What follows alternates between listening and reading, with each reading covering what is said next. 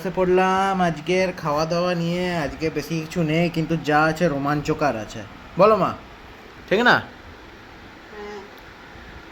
মাও বসে পড়েছে, আমিও। আহ হা হা। ওলে চাটনি আর হচ্ছে চিংড়ি মাছ দিয়ে ঢ্যাঁড়স।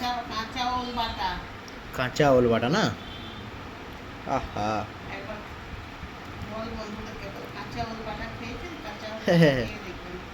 সেই কাঁচা ওল বাটা একবার খেয়ে দেখবেন।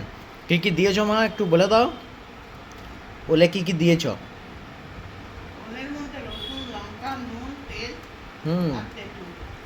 আহ, এটাতেই এত সুন্দর স্বাদ হয়েছে? বিরাট সুস্বাদু তো, বিরাট সুস্বাদু। আহা। হুম।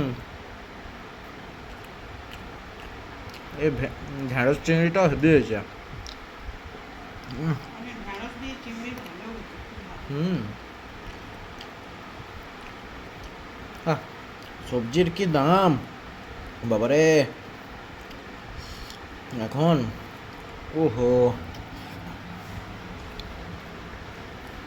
হুম।